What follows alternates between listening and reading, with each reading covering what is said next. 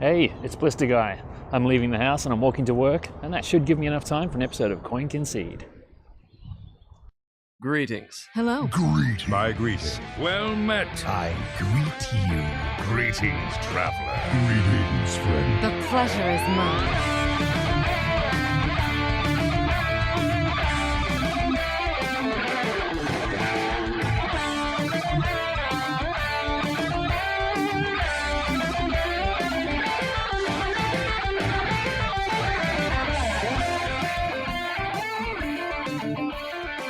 Well, hello everyone, and welcome to episode 115 of Concede, a Hearthstone podcast dedicated to making the competitive side of the game more accessible to you.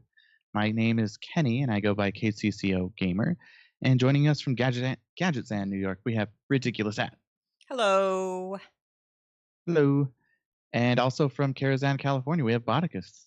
Hey, everybody. All right. And real quick here, just want to mention that we are in a large part supported by you, the listener. So if you'd like to find out how you can support us and receive rewards in return, head over to patreon.com/coinconcede. I guess we'll go ahead and mention it now since we're already talking about it. But Patreon, we got a couple emails here that they admitted. They said, "We messed up," is the title of the email we actually got. But in bold letters, we're not going to roll out the changes of our payments system that we announced last week and are currently assessing other options. So, they heard us loud and clear as far as what was going on. Us personally, we're talking about, well, should we go with something else or anything like Patreon that would, we're going over other options, but I'm glad that they heard us and are willing to backpedal on that a little bit here. So I guess we'll be listening for some changes there. But don't drain the swamps yet, but hopefully everything will be for the better. Phew, that was good. You want to talk about our weeks? Are you guys amped to talk about our weeks? It's been pretty fun. It's been a crazy week. It's been a lot of fun. I've had a lot of fun. I've been doing a lot of dungeon runs lately, but we talked a little bit about this before the show. I guess we'll talk about our dungeon runs first.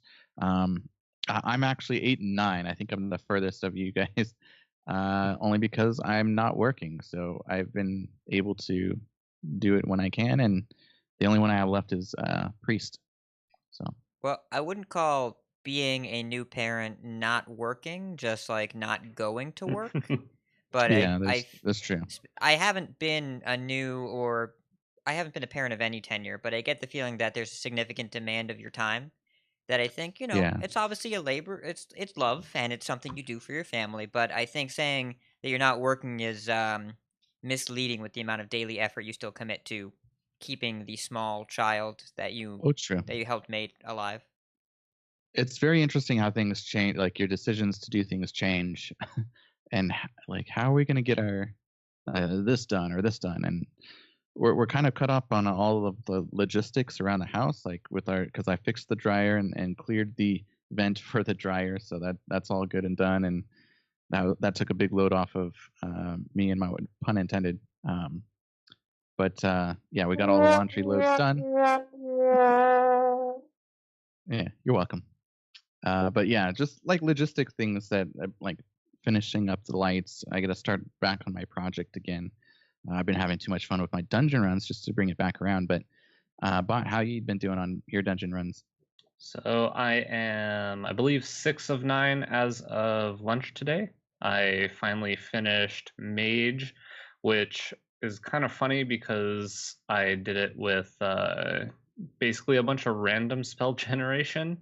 I had like 5 primordial glyphs in the deck, but it never felt like I was, I don't know, the deck didn't feel like a one that would go all the way, but it did, so that was kind of cool.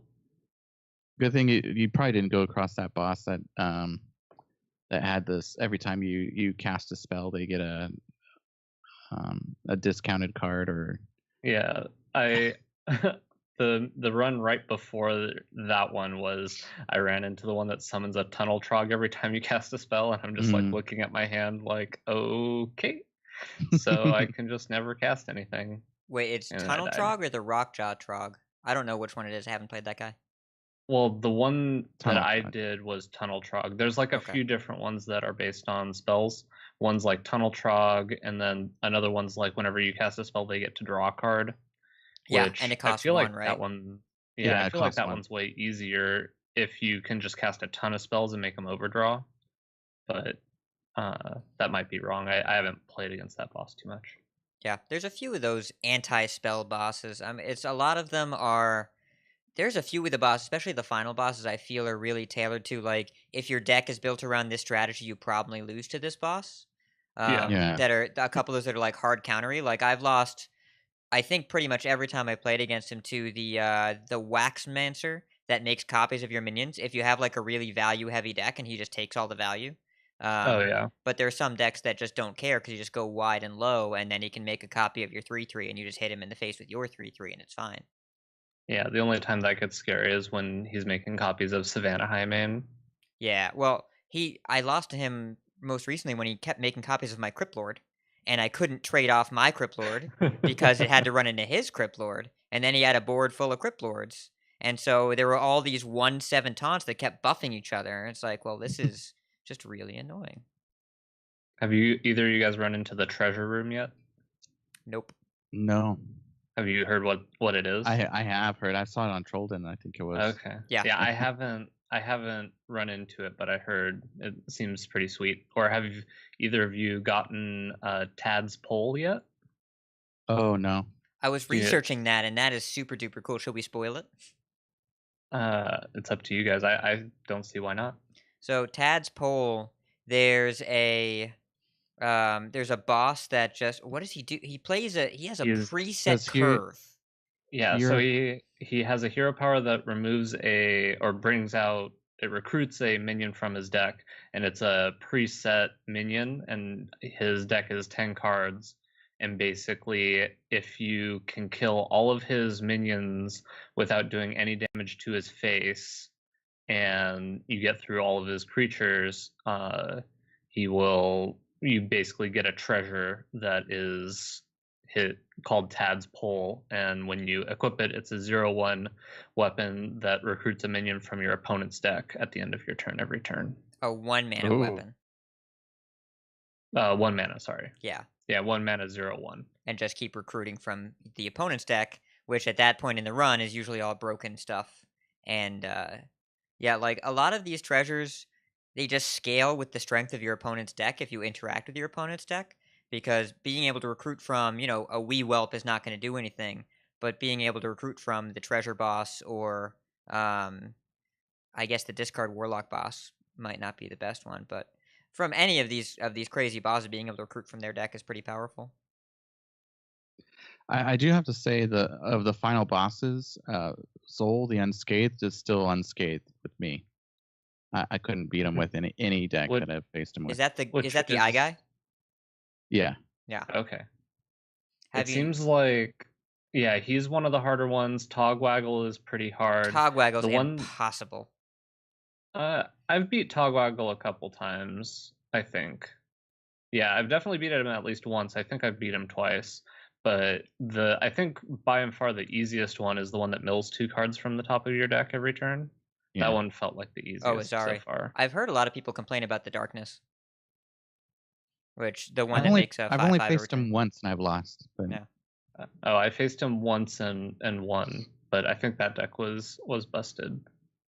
Like it feels like have you guys gotten to like Double Battle Cry, Cthulhu? Those ones feel like pretty easy wins, or like you know what? pretty easy runs. The Darkness I actually beat. The only time I thought I was going to lose, but I did beat it. Yeah, now that I thought about what the actual encounter was. Yeah, I had Double Battle Cry, Double Time Walk Cthulhu yesterday in my rogue deck. But then the final boss was the Treasure Chest Dragon, and Cthulhu is really bad against that deck because you blow up all the chests and then he blows up your face. I didn't even get to that point anyways because I was about to be lethal, so my choice was die or vanish, and vanish is also real bad against that boss. For those of you that don't know, the boss starts with 5 treasure chests, and every turn he deals damage to both your face and all of your minions based on another number of treasure chests missing. So if you clear 1, you take 1 damage and 1 to the face. If you clear 5, all 5, you take 5 damage to the face and all your minions take 5 every turn. So in order to not die, I had to remove all the chests, and so I just died slower. It was unpleasant. I wouldn't recommend it. Even though I had double Veclore. Double Battlecry, double Veclore, double Cthulhu, but couldn't get there. I'm only 2 out of 9, but I'm specifically saving this game mode. I'm not trying to shark it because my time this time of year is shorter, and I just want something to be able to play on the train and at work. So I'm not setting a goal with this game other than have fun and not worry about getting disconnected. Of course, when I play it, I'm trying to win, but I've only gotten 2 wins so far with Druid and Warlock. And the Warlock deck was really fun because I took the Justicar's Ring round 1. So I upgraded my hero power and it only costs 1. So that's 1 mana draw card is the hero power. So yeah, I had that with my with my Warlock. That was sweet. Yeah, I got double Molten Giant and a Mountain Giant, and then doubled my health with the next treasure. So like I would be at 70 and have multiple 0 mana Molten Giants. It was super fun. I feel like that's how I cheesed it too, except I took the like draw 2 extra cards at the start of your turn and just played Mountain Giant on turn 1 or whatever with Warlock and played a couple and then played some Molten Giants with the thing that makes all your expensive minions cost 5. Oh yeah, I don't know what that is, but I think of it as the Sea Witch trinket. Yep. What are you gonna say, Kenny? There was one thing I wanted to mention. There is, the Quel'Dalar weapon, the Hilts of Quel'Dalar. Yes. There's also if you get a second active treasure, it changes to Blade of Quel'Dalar, so it's a 1 mana 6/6 weapon, and it starts in your opening hand. Yeah. And when you attack with it, it deals 6 AOE damage, so it hits the face and every minion for 6 after you attack for 6 with it, and it's 1 mana. It's a 2-part treasure. You have to take both parts, and the first part is still a 1 mana 3/3 weapon, which is like good. It's the strategy of Dungeon Run is really interesting too. Are we talking about this later? Or should we talk about this now? I mean, Let's we've talk talked about it now. about it so much, we might as well keep talking about it. Small backpacks, which is you start with 2 extra cards in hand, didn't impress me all that much because in the late game, in the run, your bosses aren't doing fair things, so you can't draw 2 extra cards and have that be good enough because you're facing unfair stuff on turn 1. And then you don't really have to metagame to beat the early bosses, because if your deck is bad, you're going to lose anyways, and if your deck is good enough to make it to the end, the early bosses are, through boss like 4, it's pretty easy. So I've generally been taking treasures that really build on synergy over time. Like you'd mentioned, Bot, the double Battlecry Cthulhu or double Death Rattle Jade Rogue seems really good. With Druid, I forget which treasures I took, but Horn of Cenarius is just bonkers insane with Big Druid.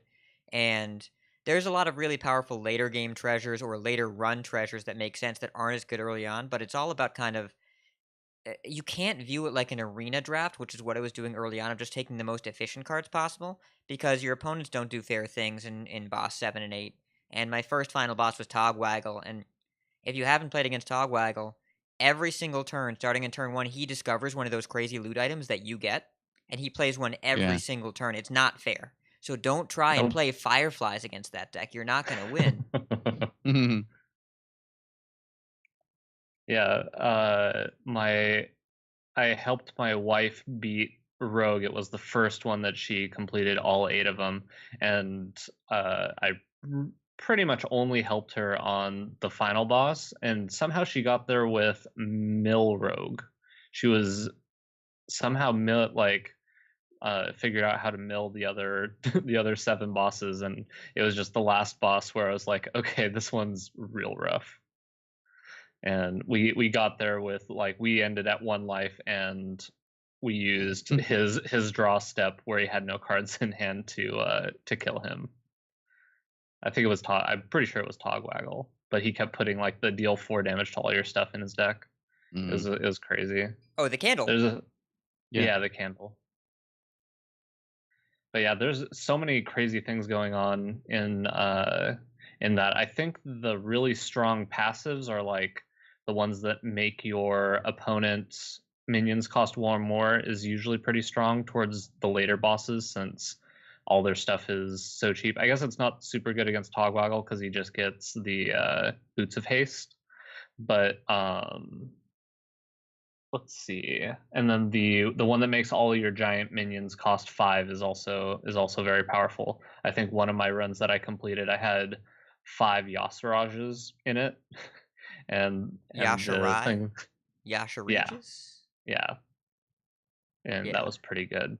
It's double life has surprised me with how good it is. I mean, I know that starting at 100 life is great, but usually you think if the deck is good enough, that doesn't matter. Well, it totally does matter because it just gives you more time, a lot more time towards the end of the run. And yeah, Glyph of Warding, which is makes opponents' minions cost 1 more, has been way better than I expected because the AI doesn't know how to handle it, and a lot of times their decks are built to kind of curve out, and so you're just slowing them down between 1 to 2 full turns unless you get some of the later bosses. There's the Quest Rogue boss. That's 1 mana, bounce a minion, and she gets the Yep. quest on turn 1. She no longer functions as a boss with Glyph of Warding, right? Because all of her stuff is play a 0 to 1 mana minion and then bounce it and then play it again. And you're just taking away the ability for those minions to cost 1. It becomes not even a joke of a fight. It's not a thing. It's basically the boss is erased. So it's just nice to kind of be able to cruise to the end there and just slow down the opponent in a lot of senses. Yep. Have you guys gotten any cool steals or whatever with the 1 mana spell that takes 3 cards from your opponent? No. Oh, I've Gloves of taken it Mugging? though. I mean, Yeah. I just like denying the opponent resources. It's not just draw 3 cards. It's draw 3 cards and make your opponent not do anything most of the time. So there hasn't been anything that I've stolen that's been like, I'm glad I got this card. It's I'm glad they didn't have 3 cards. Specifically those 3 cards. I think the way I beat my rogue run was I got the eyeball laser guy for the final boss, and I prepped out the spell that makes them discard 2 cards and lose 2 mana crystals, and got the warlock quest from it. So that made the fight so much easier. Wow. when they didn't just complete it right away. I saw it with Freeze Mage, and they milled it with the 3/6 that does damage, or that discards your. Oh yeah. Oh, Howlfiend. I know that card. Yeah. Had and I both know that card all too well. Yeah, after we'll last talk night. about that later, but I've had a Howlfiend experience recently that I will was there not too. forget for a long time. Yeah. A couple other things I want to mention. As far as disconnects, have you guys had any disconnects experience? Because I was playing and got disconnected, and the game said it couldn't reconnect. You know how it gives you that message and you have to accept it, and then it just like the app crashes, and then you go and log back in. And fortunately, I picked up from where I left off when I got back in after that, even though it said it couldn't reconnect. And then when I came back in, it said the game was not recorded, but then it picked up again from where it was. So I don't know if that's how it's supposed to work. And then the other thing is, don't accept calls when you're doing it, because I accepted a call and I lost that whole run. I was on boss 6, I think. Ouch. Yeah, so I was like, oh man, okay. So yeah, I haven't had any of those experiences, but I think Wicked Good said got really upset because he lost connection to one and was not able to restart it, like ended his run. On a final boss. Yeah. Yeah. So it's less frustrating than losing a star, but it's still like subpar. It's still definitely you'd prefer to not disconnect. Because I can just envision, you've built this perfect deck. You think you're going to get the 8th boss. You're about to lethal him, and then all of a sudden you disconnect. You're clutching the phone.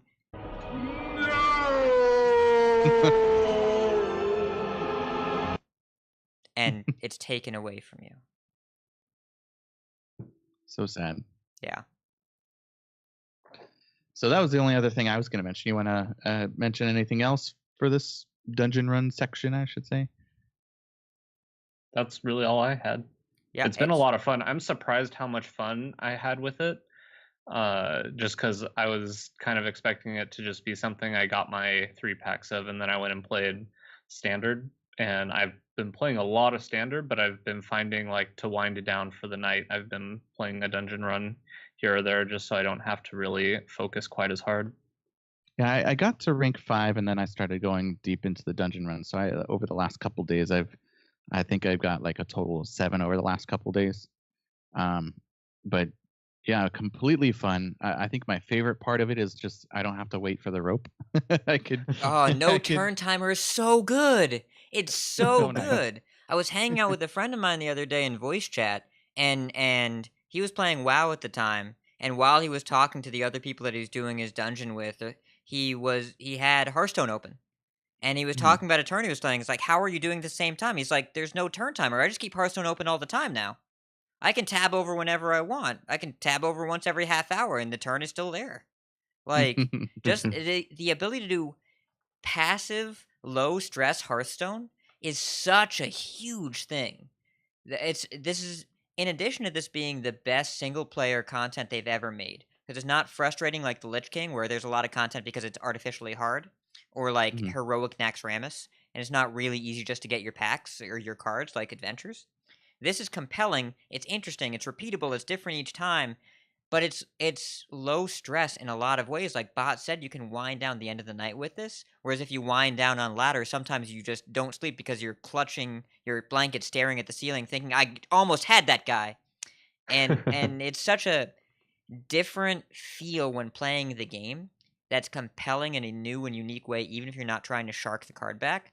I'm really, really glad they made it. And no turn timer has mattered so much more than I thought it would. Because you just get to not focus on the game too much. Play a turn, but not play a game.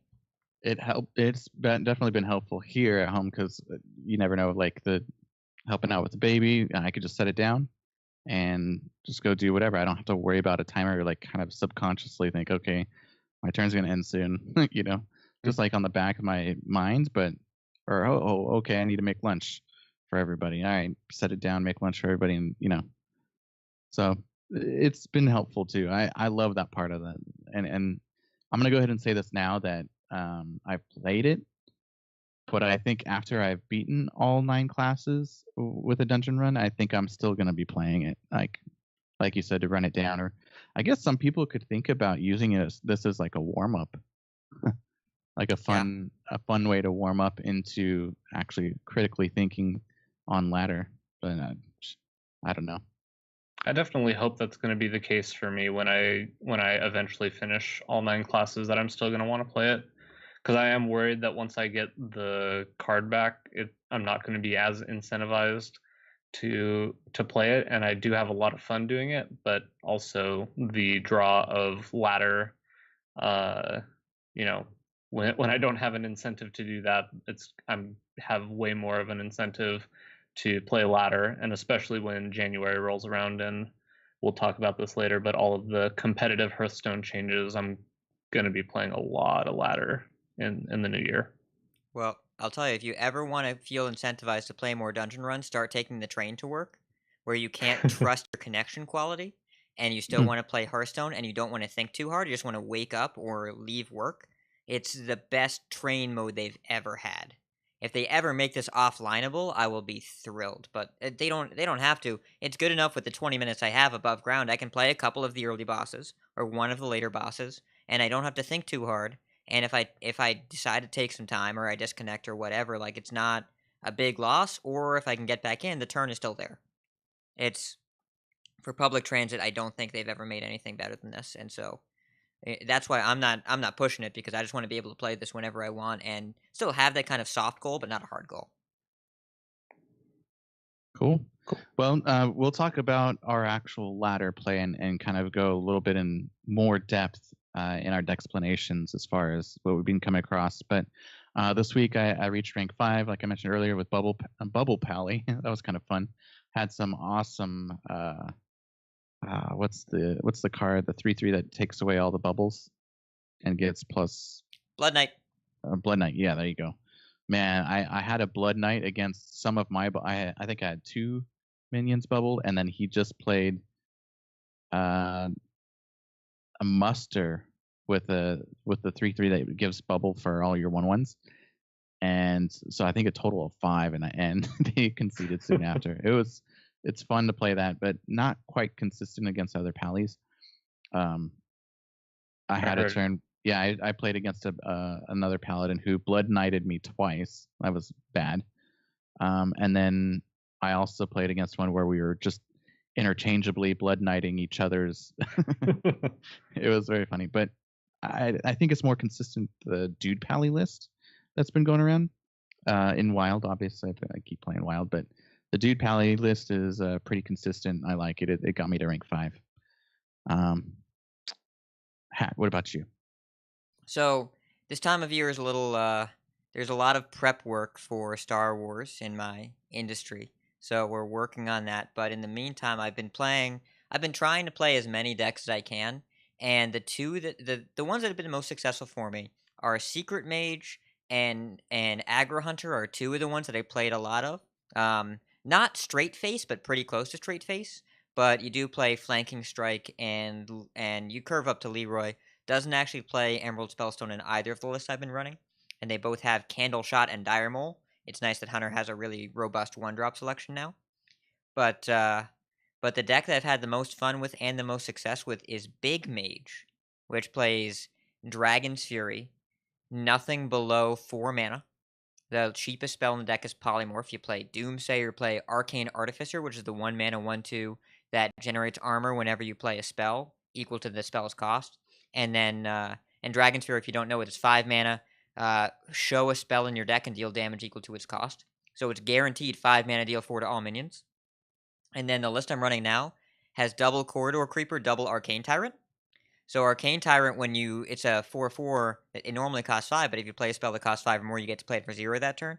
And Corridor Creeper, if you don't know the card already, I will say it now, and you will be hearing a lot about this card for the next year and a half. Yeah. It's a 7 mana 5/5. Whenever any minion dies while this is in your hand, it gets 1 mana cheaper. So almost every game is wait, taunt maybe, wait, clear the board, play a free 4/4 and a free 5/5, clear the board again or blizzard it, clear the board again, play Medivh, kill some stuff, and then finish the game with either Frostlich Jaina or Dragon Caller Alana, which is 9 mana 3/3 mage legendary. Whenever it counts every spell you played that game that costs 5 or more and makes a 5/5 dragon for each one. So you just run them out of resources and then you summon Khaleesi, the mother of dragons, and you fill the board with 5/5s and smack your opponent in the face with them. It's been unbelievably fun. I had a coaching session with Fumbles where we played. It was a 2-hour session. We played half Jade Druid, which is still really good, and half and half Big Mage. And Big Mage was actually the better performing deck. So I've been playing a lot of that, and it's been impressively good. Khaleesi, that's gonna be my new name for her. I don't have that legendary too. I'm thinking about making it. I don't know if I'd recommend as a craft right now. Right now, the only cards I would craft in the set for sure are 2 Corridor Creepers, preferably in Golden if you have the dust, because you'll get that dust back, or you'll play them in every deck for the next year and a half. You'll get that dust back. Yeah, it's true. Speaking of that, I know, Bot, you were using Zoo in your ranking up for Asia Legends. How are you doing over there and in NA? Yeah, so last week, you guys might remember we had 3 of the top cards in Kobolds and Catacombs, and I may have mentioned my number 1 card was Corridor Creeper. And yeah, it turns out I was pretty right about that card. It's actually I'm actually feel like I might actually be wrong about that card because I think it's even better than I thought it was going to be. So when the set came out, I played a little bit Thursday and Friday. I was kind of just messing around with a bunch of stuff I wanted to try that did not have Corridor Creeper in the deck. And then on Saturday, I really felt like I wanted to try out the zoo list that I had kind of worked on. Basically just took out the 4 worst cards from my old zoo list and added 2 Kobold Librarians and 2 Corridor Creeper. And between Saturday and Sunday, Saturday I basically went from the bottom of 5 to middle of rank 2, and then Sunday morning I just kind of quickly got up to Legend on Asia. and I pretty much was only playing Zoo over there because that's the only deck I have on Asia. And man, that climb was insane. I think I had between a 75 and an 80% win percentage with the list. It was just nuts. Like Corridor Creeper was carrying super hard. Librarian was doing a ton of work. Especially since I was still playing the Keleseth version, which Librarian plus Keleseth just go along together really well. And then after that, I was like, okay, that's enough Zoo. Let's meme around on NA for a while. So I played a whole host of different decks, a lot of which we'll talk about in the Dexplanation segment. And then I streamed last night and played a few various things and kind of found Aggro Druid, and Aggro Druid got me up to about halfway through rank 2. So yeah, I'm looking to probably finish my Legend climb either in the next couple days or this weekend on NA, and then maybe see about trying for a somewhat high Legend finish on one of the servers somewhere. Awesome. All right, Whoa, legendary. I was wondering if you're gonna play that. But you didn't want to go over his talking. Alrighty, so okay, so I meant to talk to you about this before the show here, guys. Did we want to do the raffle this week for the? Well, we probably don't have it set up right now, so we should probably just do it maybe off air and just announce it. Do you think? Let's prep for it next show, and I'm going to edit out this whole section where we're talking shop. All right, sounds good. Yeah. So no new pledges this week. Yeah, if you'd like to pledge, just go over to patreon.com. We've already mentioned it earlier, but and we have already gone over the changes, which is what we were going to go over right now. So let's jump into the news.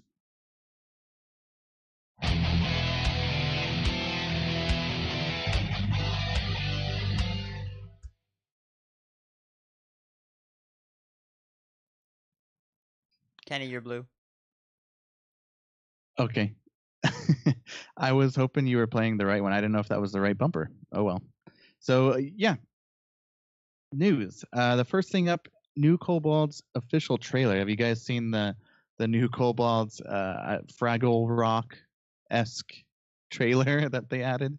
I thought it was hilarious, just how they made it feel. I didn't even know that they were making another trailer for it, and I saw the lights candle on the Blizzard splash screen. I was like, what is this? But it's this super 80s vibe and this total cornball humor. I loved it. I don't know about you guys. I loved it. Yeah. It's Blizzard gets that Hearthstone isn't about taking itself seriously. And so I'm a big fan of them doing that. And did you watch Aboticus? No, I haven't had a chance to watch it yet. I guess I was playing a little too much standard. Or Dungeon Run, or hitting Legend on multiple servers, or whatever. Well, I thought it was really funny. And yeah, Kenny, I agree with you. It's this total like 80s vibe. I was cracking up. Yeah, it just completely feels like Fraggle Rock. So I hope people are old enough to know what that is. Yeah, next part. So have you not been getting the quests like you normally have? Like, how you get a new quest every day? Apparently, some people have not been. So there is a way to get them reactivated. And they found out that if you change the language setting, it will then make them available to you again. So just real quick here, I'll go over the list if you want to, pause it here and figure it out. As I say, go ahead and do this. So number 1, make sure Hearthstone is closed. Number 2, on the Hearthstone game panel of your BattleNet launcher, say that 5 times fast, select the options drop down. And then 3, under the options, choose game settings.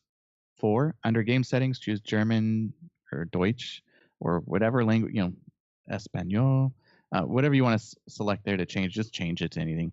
And then from the text and spoken language drop down, 5, hit done. 6, wait for your client to patch and start up the game. And then obviously be the other way to change it again. So I don't know if you guys, I haven't heard about this too much, but I'm glad that they've that there's a workaround. I don't know if they were actually going to change anything, but hopefully if you have been getting this, and we're mentioning this because we have people that listen in other countries that may come across this. I don't know if it's like a certain language that does this, but there's a fix. Das ist weird, but sehr I gut. It definitely feels like my quests have been weird the past couple days. I can't say I've been tracking them super closely, but it did feel like I wasn't getting my quests at the time where I'm used to just midnight hits, and then as soon as I change screens, I get my quest, and I felt like I was getting them at weird times, but I wasn't tracking it super closely. I feel I don't fairly think it's confident that they will eventually roll out a hotfix that isn't change your game's language to German. yeah. This is probably a server side fix that like we've got Myclo streams in the chat saying that he wasn't getting the quest and got 3 today. I'm certain they did something on their end, and this Yeah. is probably not. I don't think this is what Blizzard intended for us to do to make sure we get our quests of just casually immerse ourselves in another language for a minute or two. No, I was just giving it as an option. Yeah. Because some people, if you're not getting it, at least there was a temporary fix. But you may be seeing the fix before you actually hear this, so maybe old news. All right, so the next one here, Deathstalker Rexar had an update, or will be having an update.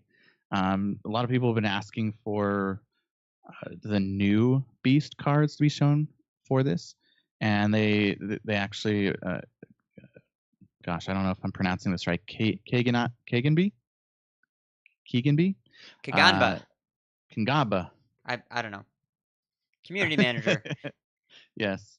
So they were talking about they've gotten some constructive feedback regarding the state of Deathstalker Rexar, and they agree that they should change the hero power with the new cards. So look forward to that in the future. They don't have a time, or I guess it can be pretty complicated as far as making that change, but that will be coming soon. You know, Have you I'm guys just glad noticed this at all? that people said something because we really just need to make the beast of a bad situation. Waka waka waka waka waka. Hey, waka waka. All right, we can move on. It took a second, but we got there. Yeah.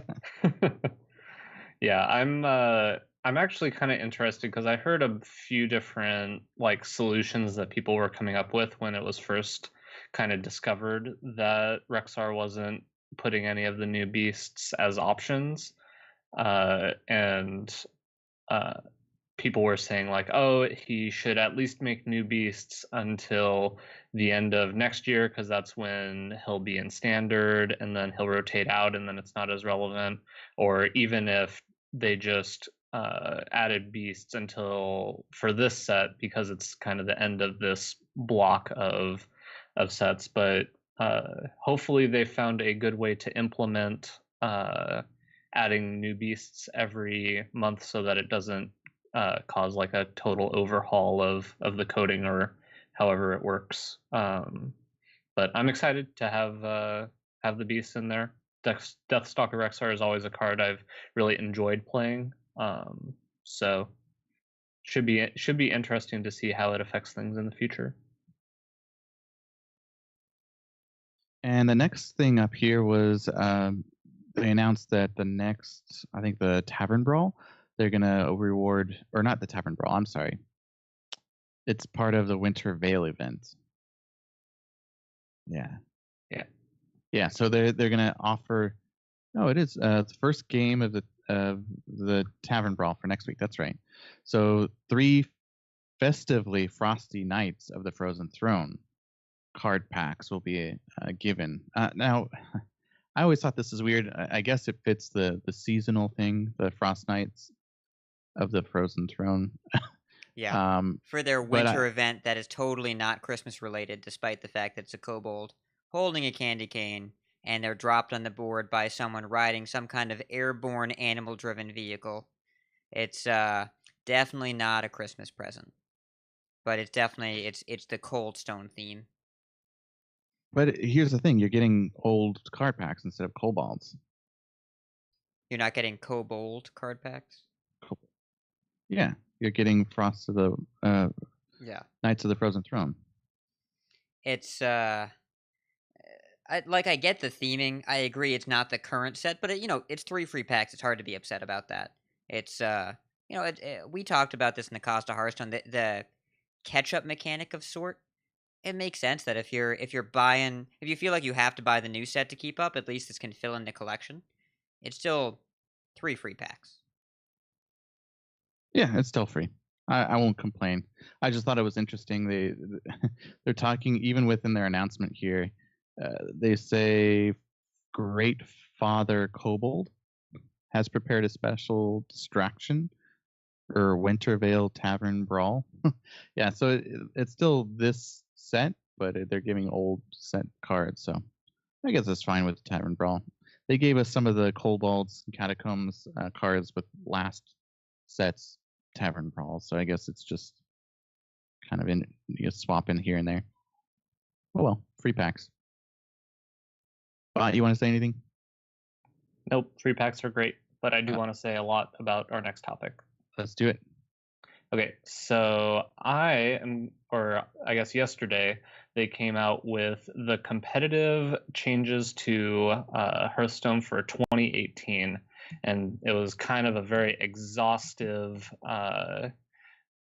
list of stuff that they're making changes for, and they have it laid out. I thought it was kind of a weird way to lay it out, but I'm going to do my best to kind of simplify it for all you guys so you guys can kind of understand what they're doing here. So we included a link in the show notes that's a PDF of all of kind of how we qualify for the World Championship. So the way you qualify is by basically earning points as usual, but the way you earn points is slightly different. So the kind of first step, the base step, is to start earning Hearthstone competitive points, is what they're calling them now. The most standard way that you use to earn them, and the way that you can still earn them, is by doing well on ladder. However, they changed the amount of points that you get for different ladder finishes. So there's less of an incentive to between the difference between 1 and 2 at the end of each ladder season, and then the points actually extend down a little farther. Instead of just top 200 finish, you actually get a reasonable amount of points for a 200 to 500 finish, and you still get some extra points for a 500 to 1,000 finish. But one thing they did do is remove these competitive points from the Open Cup system, and the Open Cup system has changed a little bit, but I'll get into that a little later. The other way to earn points is through the tour stops. So these are probably going to be like your dream hacks and your big LAN tournaments, and they actually are going to increase the number of them. However, I don't believe we yet know exactly which ones are which for this. And other ways to generate points are through seasonal championships, which are essentially the equivalent of the I'm blanking. Prelims. The seasonal playoffs or seasonal championships are essentially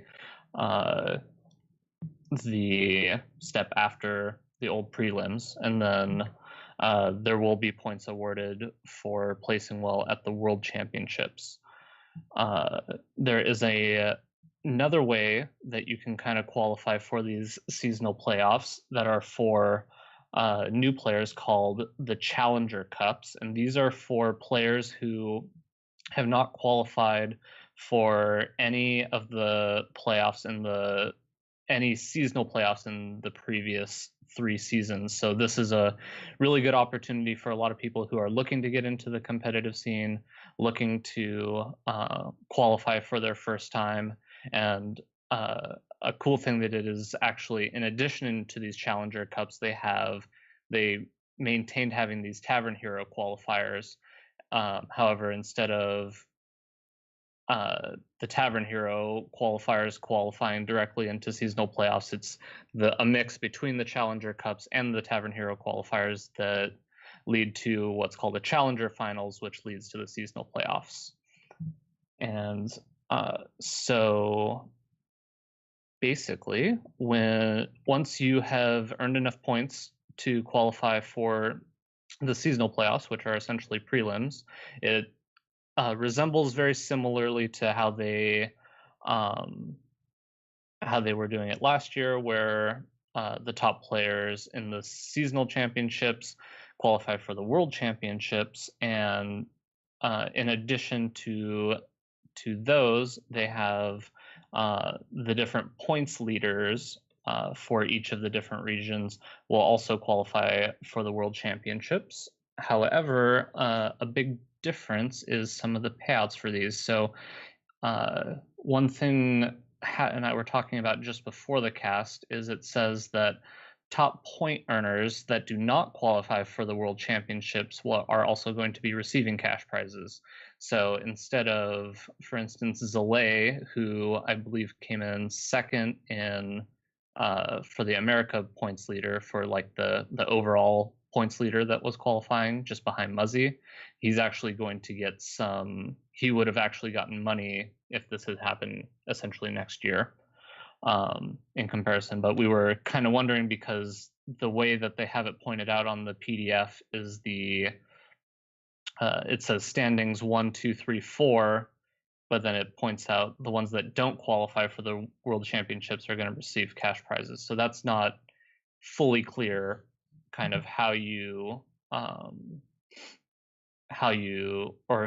which monetary amount goes to which placing for overall points leaders. And so these season championships, another difference is the payouts. They changed the amount of money you get just for qualifying for these events. So it used to be that 9th through 64th place used to only receive $100 for making it to a prelims.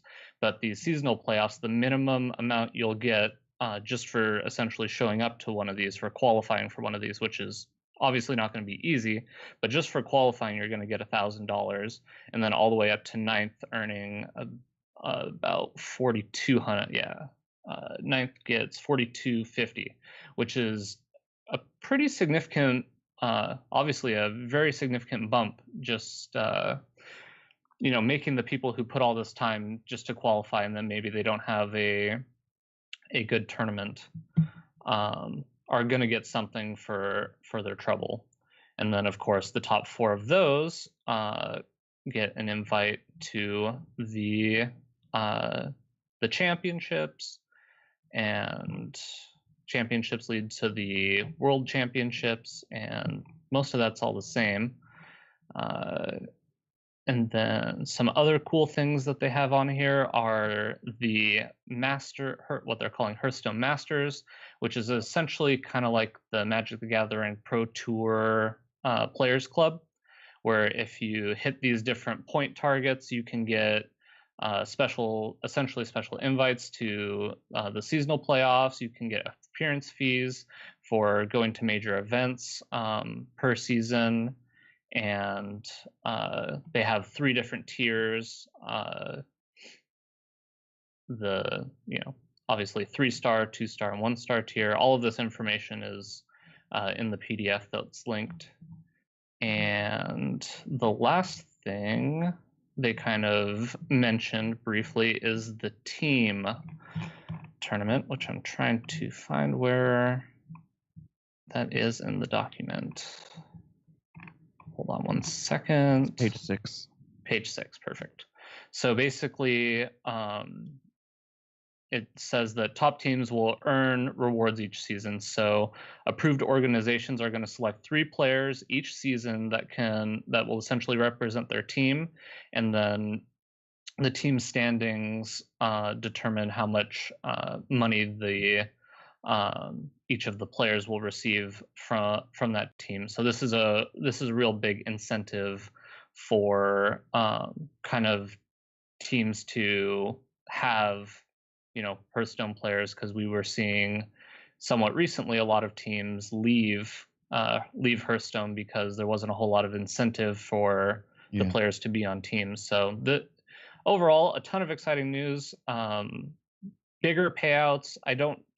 Pat and I were talking, we don't know if necessarily it's enough to be like a sustainable income for professional players, but I was kind of saying that if you are qualifying for all these playoffs and championships and stuff, that means you're winning these tournaments. Ideally, you're getting some amount of money for winning these, a decent amount of money for winning these tournaments on top of the increase in prizes that Blizzard is giving out. I think this is just a gigantic improvement overall to competitive Hearthstone. I'm really looking forward to kind of taking a stab this upcoming year and seeing if I can make a dent in anything and maybe qualify for one of these. There was a question in the chat by SC2 Forever. How many points are you going for, Bodicus? The minimum to qualify. So the starting threshold is going to be 45, and it looks like a pretty high number. The amount of points that you're getting, especially since they're kind of taking out open cups, it's a high point total, but they have said that they're going to be willing to move that bar if it doesn't look like enough people are going to qualify. They're willing to kind of innovate on this. So while it's going to be great that you have that point total to shoot for, at the same time they're ready to make the changes that are necessary. So I'm real excited about 2018 competitive Hearthstone. It looks like they're investing quite a bit into this, and the biggest thing is just that while I feel like I didn't make it super clear, they have this PDF file that makes everything nice and clear how you qualify for everything. Because this past year, I remember I was talking to Appa. I'm like, so how do I play competitive Hearthstone? Like, what do I need to do? What am I looking to do?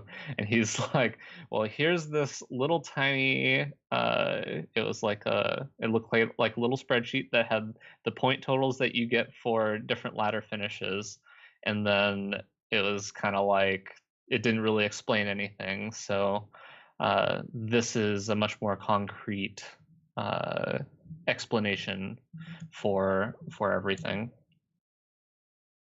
All right, that's a good little roundup of changes there. We did have it linked in our show notes, and I linked it on Twitch here too. So check it out. It's actually a really cool PDF, and I'll be kind of rereading it over everything and seeing how that works, because who knows? Maybe there'd be something to work towards. Let's go ahead and get over to our next segment here, so we can get to talking about what we're liking as far as the new cards and what we've been seeing on ladder and stuff, and our explanation. So, Hat, you ready? Oh yes. Let's speed the show along by letting Hat talk for a while. That's your plan?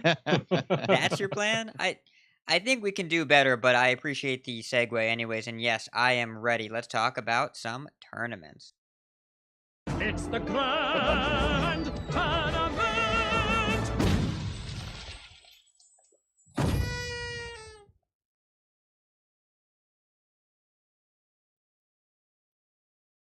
All right. So, tournaments.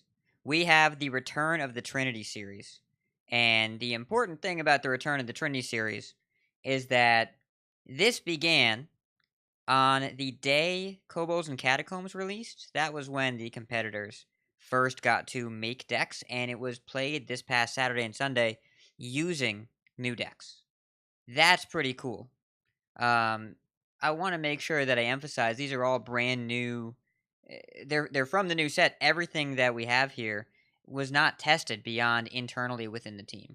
And we'll see more of that at Seat Story Cup this upcoming weekend, which we'll definitely talk about next week in the show with the new meta. But these players had to kind of take a stab in the dark, and they had about 24 hours of prep time.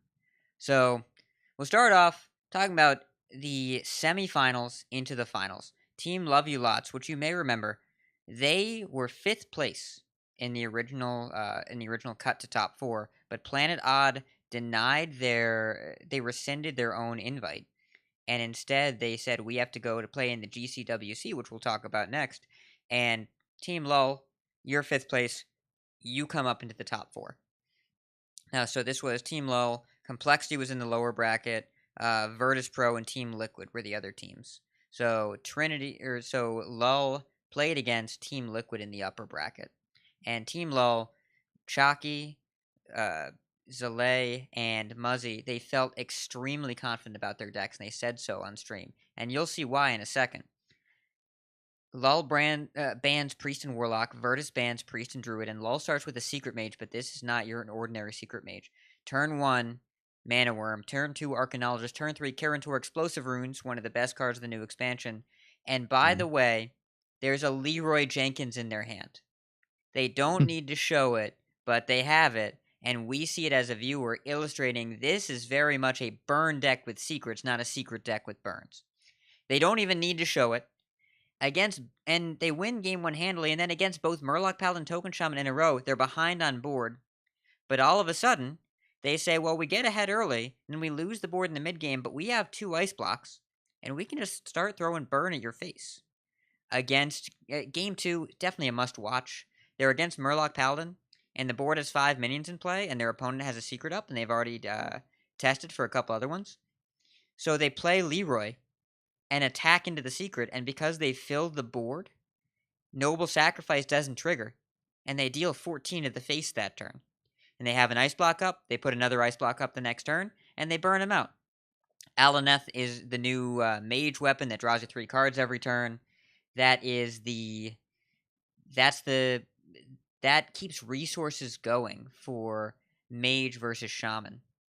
And the resource generation, constantly drawing burn, Lull stabilizes at 1 life when they win the game. They are 1 point of fatigue off because of Alaneth, but they have all the burn in their deck, and they just fling it at the face, keep up the ice block, and manage to take the game as well. They're up 3-0 real quick. Against game 4, they just take the game really quickly, and then Big Malygos Druid finally stabilizes the series in the 5th game after a 4-0 start. Team Lull doesn't have a good opening, but they just switch back over to Tempo Rogue. You're going to hear a lot about how good that is this season. You've got Kaliseth, Shadow Step on turn 2, into South Sea Captain turn 3, and the Big Druid is dead on turn 5 before they can play Spreading Plague. Big Mage low rolls against the Rogue. They play Dragon's Fury, they only deal 3 damage. They leave up an 8-1, they take 8 to the face, and that's the series. Lull is 6-2. They were really right to be confident. In the other bracket, Team Liquid is playing against Virtus Pro for the other final spot in the lower bracket. Rogue starts off strong, like we mentioned. Shaman gets an unlucky evolve. Kobolds and Catacombs, a lot of the evolve targets they added to the set are definitely low rolls. And when Shaman evolves a Serenade Chain Gang into a 1-1, you can see Virtus Pro being pretty unhappy about that, especially when it was against a Scalebane's board. The next game, Kaliseth and Edwin get drawn, keeps the momentum going. And then in the mirror match, Liquid once again, they get a double Vilespine draw, and Vilespine is really the key to the mirror about keeping the board clear in the mid game to set up so you can Bone Mare and your opponent cannot. Leroy has to trade, that's all she wrote. Secret Mage gets rolled over by a fast Corridor Creeper that takes 3 turns for Mage to deal with. At that time, they've already taken 2 attacks to the face from a 5-5. Murloc Paladin finally comes down after a solid 4 games up. And they're able to get on the board and at least get some kind of foothold in this series with triple 1-drop. Murloc Paladin keeps going against a Rin Warlock, and Rin Warlock is definitely good against control. It's chock full of anti-aggro tools, but Murloc Paladin doesn't care about any of that. It just snowballs the board and pushes and pushes and pushes. Evolved Shaman finally punches back for Team Liquid, who's still up 4-2. They're able to abuse Flame Tongue Totem and cheap dudes to keep the Murlocs off the board. They get the first Corridor Creeper. They evolve into a turn 6 lethal. And then the final deck, N'Zoth Warrior. N'Zoth Warrior against Evolved Shaman. Well, do they have a Brawl on turn 5? No, they do not. So the Shaman develops into the board. It doesn't get brawled with 3 big minions. They drop a Thrall, and the Thrall makes an 8-drop into 6-drops. And then next turn, there is Unstable Mutation, which looked really, really good in this game. That they rolled Sunkeeper Tarim, kept rolling 7-drop. I forget what it was, but it wasn't very good. Into a Primordial Drake. No, let's keep evolving. How about a Nozdormu? So they got a Nozdormu and a Yasharaj off of this Unstable Mutation. And that's good enough to take the series. Because even though Yasharaj gets taken down, Nozdormu and a bunch of attacks to the face plus a Jade Lightning put Team Lull versus Team Liquid in the finals. Now, the way that Trinity works is that the team that won the upper bracket gets a free game win. They start off with Druid. They got their Rogue banned because Liquid recognized the power of the Rogue, so Team Lull says, how about Aggro Druid? Both teams have Corridor Creeper on hand, and Liquid is actually playing their Tempo Rogue, but Aggro Druid, Zalay just clears the board. They have their own Creeper, followed by a second Creeper and a Mark of the Lotus, and then pow pow, game is over. They play the Aggro Druid Mirror, but Team Lull goes first. Both teams have Raven. Then Team Lull has Mark of Yasharaj. Then turn 3, they have Enchanted Raven, second Mark of Yasharaj, and that's a big boy. Very, very large Enchanted Raven. It manages to keep the board clear. By the time that 8-3 Enchanted Raven gets traded down, it's done too much damage to recover from.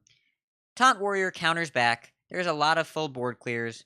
And then Murloc Paladin gets queued right into the Taunt Warrior, and it's not quite enough. It actually looked way closer than it sounds. You'd think Taunt Warrior would be a good matchup there, but it was really close until Team Liquid managed to top deck Blood Razor in the same turn, which deals 3 damage to every minion and clears the board fully, leaving Team Lull with nothing in hand except a Dino Size that they could not play. Zoo is queued up to fight back, and boy, this game is crazy. Zoo versus Taunt Warrior. You need to watch this game. The short version here is that Team Lull has to start pressuring with Gul'dan. Team Lull, the Zoo deck, they're on 6 life.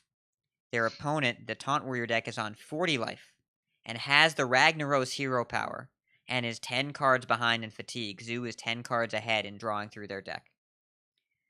But Team Lull develops the plan. We push, we keep the board wide, and we keep our health total above 8 with the hero power. And they keep pushing that hero power to the face. By the time Team Lull gets to fatigue, they have brought their opponent from 40 to 17.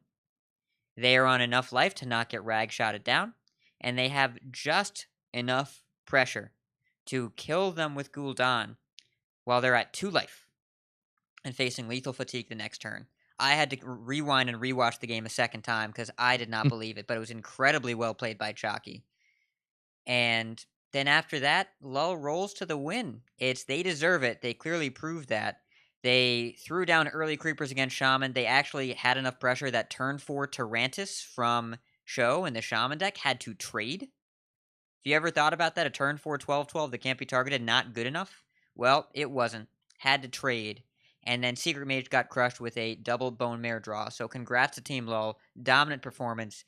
18-4 in the top 8. Very impressive. So congrats to them. And that's the series. Yeah, that's crazy. Yeah. I was going to say, I didn't get to say it, but Nozdormu seems really powerful against a team of 3. Significantly less powerful against, like, when you're playing one person, but when it's, like, three people and they're all trying to talk through the turn, it's like, don't talk, just play. Yeah, at the end of the game, both teams said, well, that was stressful. But turns out Nozdormu was much better when you pair it with a 10-10 and lethal damage. So it was definitely very powerful against Virtus Pro. I'd recommend definitely watching Team Lull's Game 2 in their series, their first series against Virtus Pro, and I think it's Game 5. the one where they play Zoo and Team Liquid plays Taunt Warrior, you definitely want to check that game out. It was really incredible to watch and masterful game planning. It's really, really cool. We have a couple It other definitely, tournaments. Go ahead. well, yeah, it definitely felt like Team LoL had a deck building advantage more so than anything else.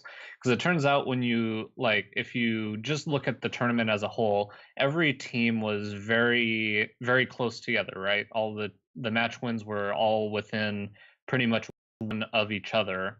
Nobody really had a big lead in a known meta, but as soon as they had this come out, where all new decks, all new cards, and with the dominating performance that Team LoL had, it was just very obvious that they had the deck building advantage. And even though the teams, they were able to resubmit decks and bring new decks in the next days, Team LoL kept innovating, kept improving their list to be able to beat what their opponents was doing. Just a really overall dominating performance. It was a lot of fun to hear about, and I got to catch a little bit of it, but it's a real sweet tournament. I really like the Trinity series. It's probably the series that if you're looking to improve your tournament game, it might be the best series to watch overall, just because you get to hear all these pros talk through their lines of play and hear disagreements and see that it's not always just cut and dry exactly what you should be doing every turn. Agree 100%. Team LoL had great team dialogue. And then if I'm looking for a single player to feature to listen to as well, Dog on Team Liquid is an incredible player, but when you hear him in a team dynamic, the speed with which he comes to the correct play and then the ability to immediately justify it, it's not that he makes a snap play, it's that he makes the right play quickly.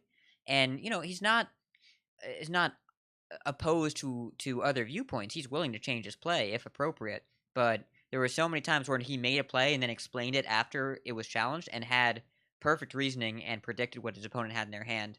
But Team LoL had really, really great communication and a lot of discipline on the trigger finger. They basically never played too fast, and whenever they got close to that, they said, let's think about this for a second, and I really respect that from them. So, strongly agree with Bodicus. It's one of the best tournaments to watch if you want to improve as a player, because all this normal internal dialogue is now external dialogue. Yeah, Dog is scary good for somebody who I think a lot of people probably think of him as kind of just a meme streamer, but Yeah, just if write you him off.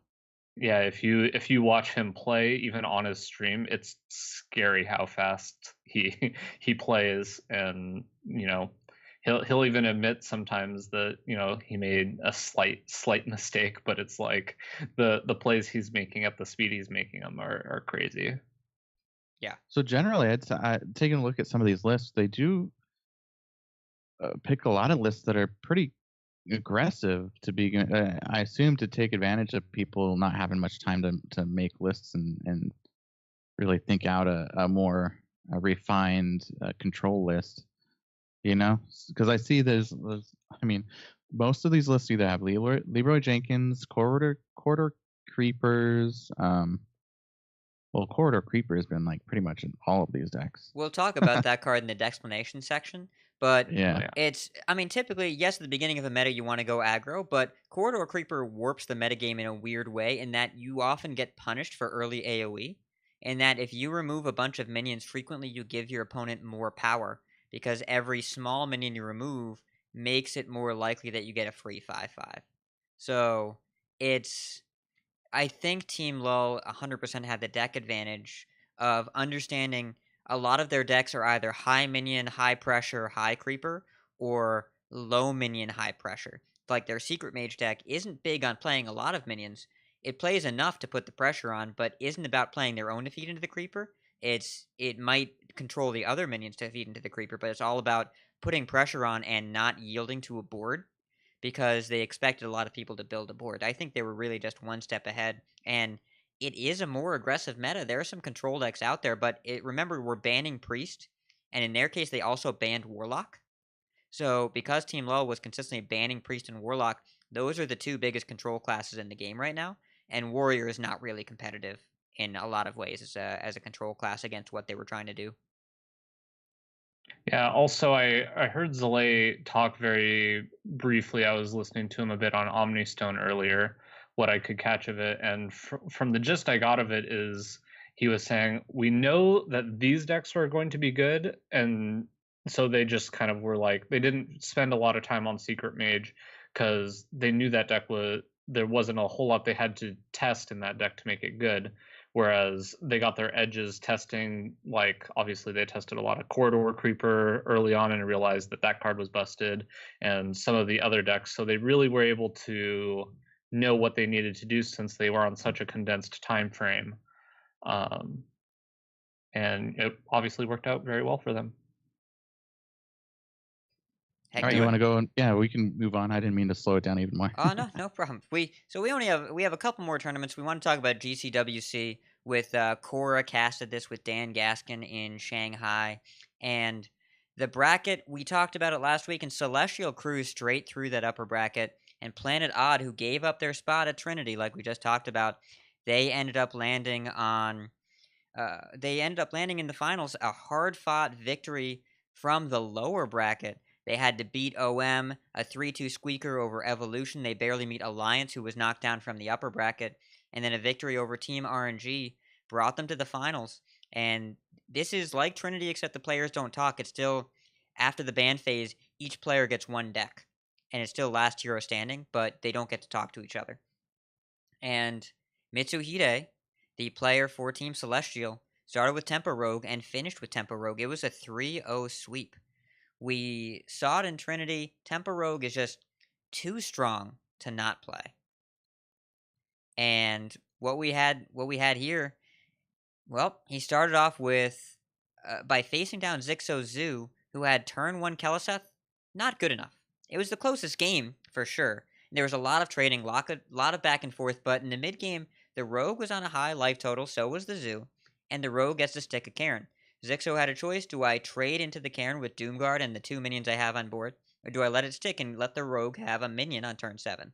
Zixo let the Rogue have a minion, got punished by Bone Mare, and the trades continued, but Mitsuhide was able to take control of the initiative at this point. He said, Zixo, if you have 3 damage, I die. He was facing down a 6-8 Doomguard and a 3-3, but he had lethal damage guaranteed with the Cobalt Scalebane. And so the Zixo top decked 1 damage, but not 3. So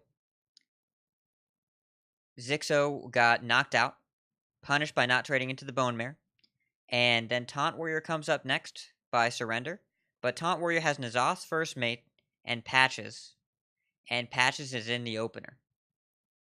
Feels bad, but that's what you get for getting Patches when you draw N'Zoth, or you play it in your Taunt Warrior deck.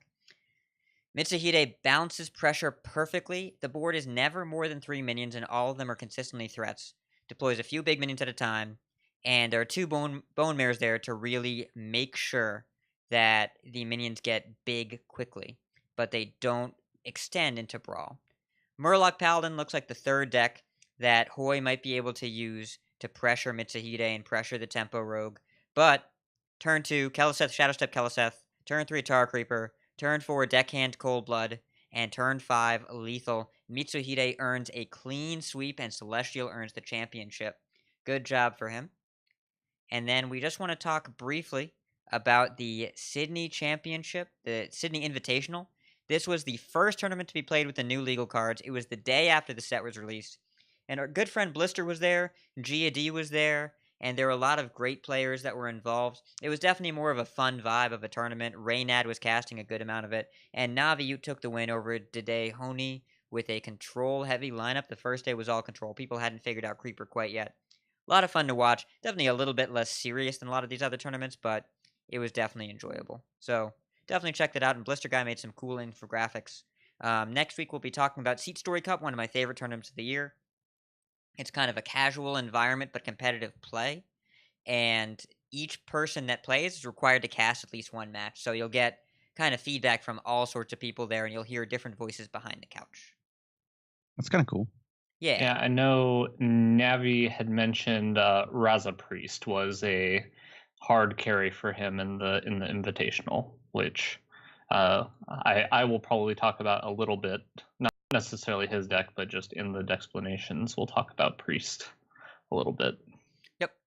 And we had somehow 3 tournaments the first week of the new set release, and we're starting to gear up for the HCT. Seat Story will be the first big tournament that people have time to prepare for. But Trinity and GCWC were both big circuits as well, so we're very proud, and congratulations to the winners, and we're looking forward to having more tournament news to report on for you. Yeah, Muzzy just joined Tempo Storm, right? I think. Yeah, I think. Yeah, I believe that. I believe he just got onto Tempo Storm, which I think probably was probably already in the works, but definitely the win at Trinity probably cemented that as a real big pickup for Tempo Storm. Yeah. Great. Let's keep it rolling. Yeah, you got a bumper for the thank yous. Well, shall we, even if we don't have any reviews? So let's just play the bumper for our Dexplanations and get to it.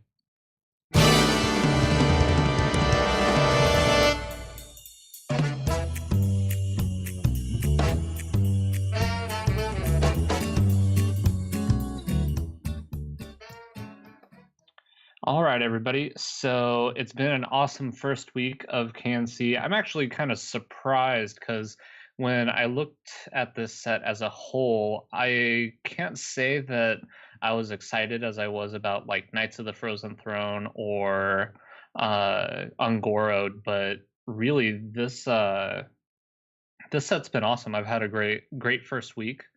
Obviously, hitting Legend quickly was a pretty big part of it.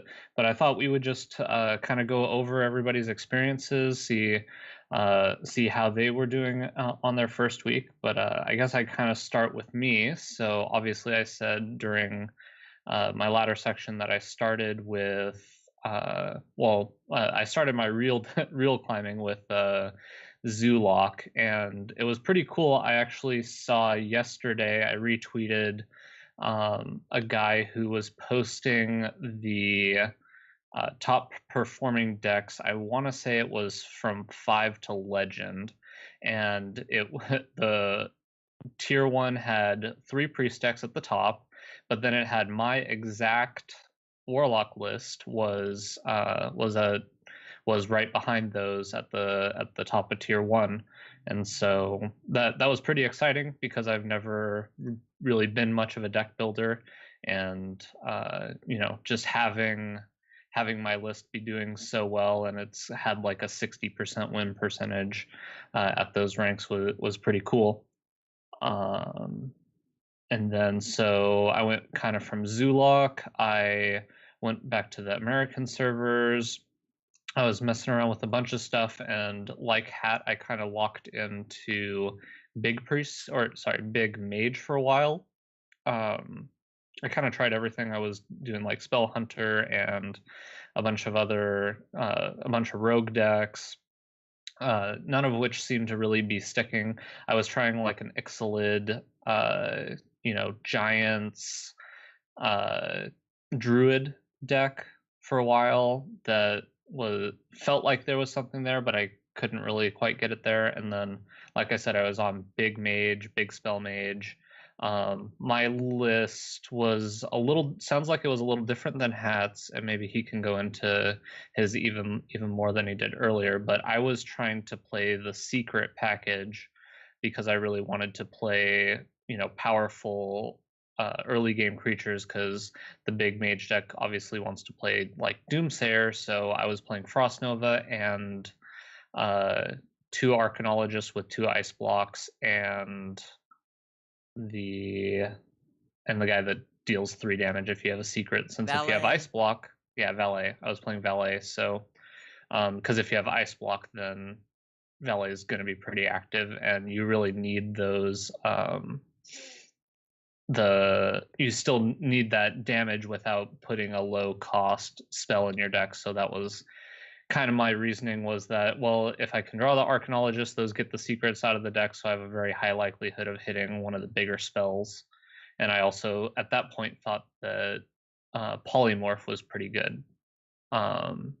So what's kind of your take on it? It sounds like you had a bit more top end in your version of Big Spell Mage Hat.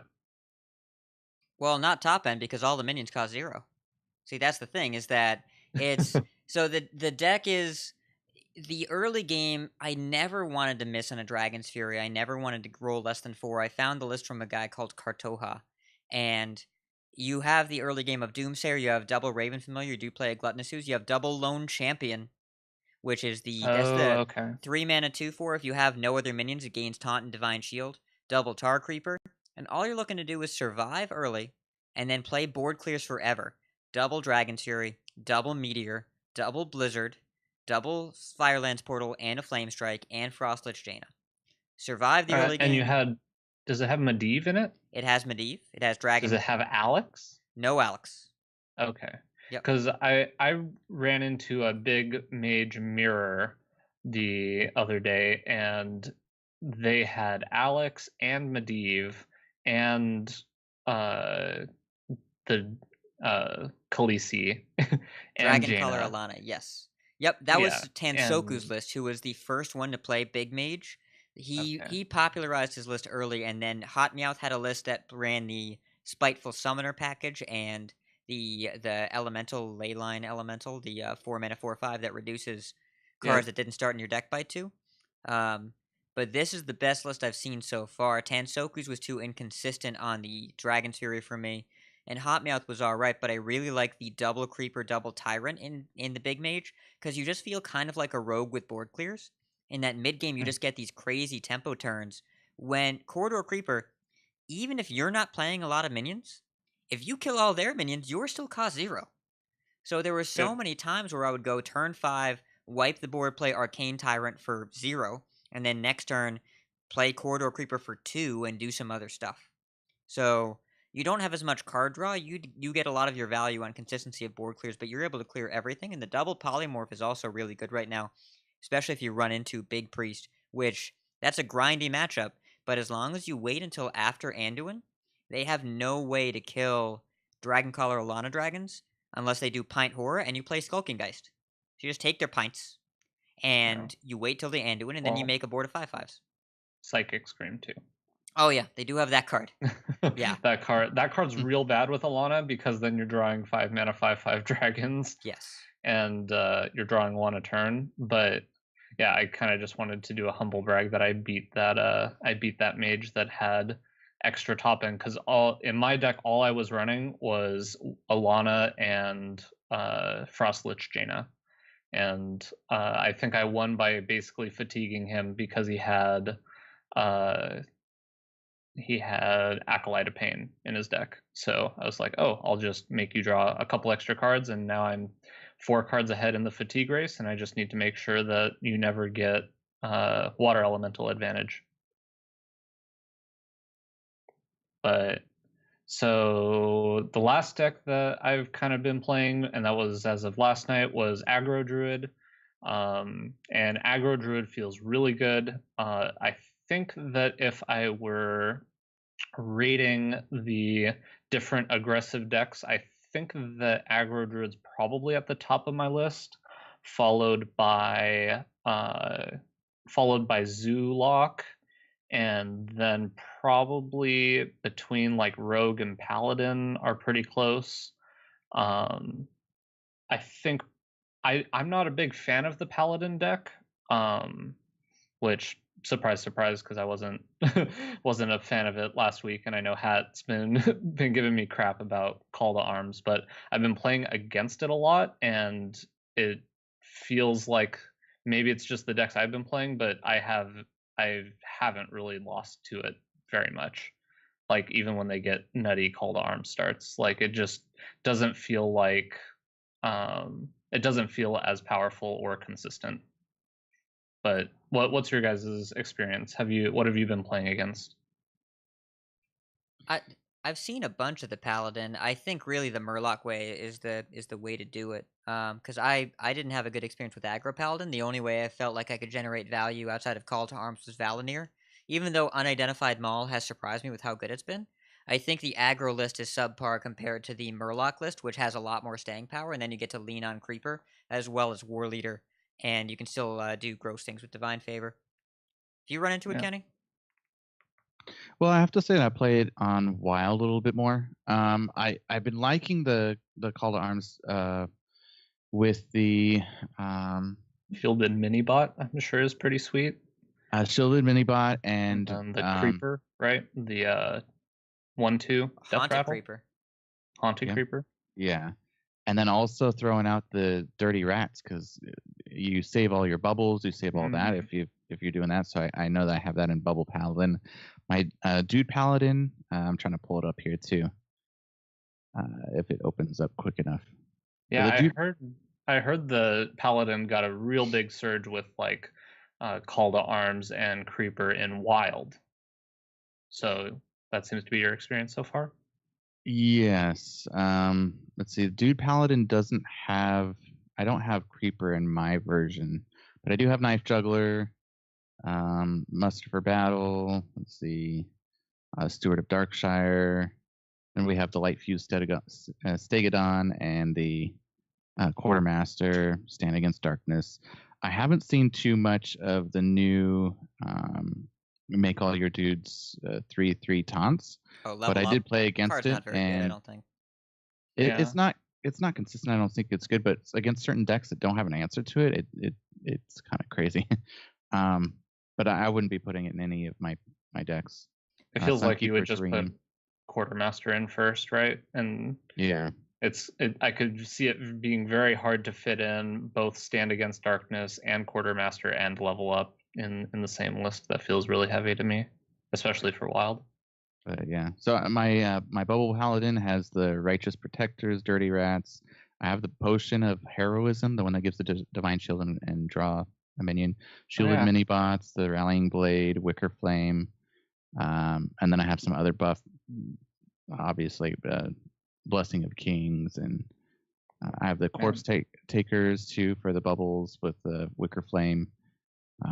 Is this deck playing Reno? It feels like this is so many cards. A lot of them are 2 of. No, okay. I have Storm Watchers in there for the Wind Fury. Jeez, so many cards. Well, think of it being buffed as well as part of the Corpse Takers. You get Divine Shield, Lifesteal, Wind Fury, and Time. So, or there's no Lifesteal if your Wicker Flame's no longer in the deck. But and then Linessa Sunsorrow is the one where you get all the buffs on it. So. Okay. Have you played that? Have you gotten to play that card? How's it been? It's been good, but it's only 1 card.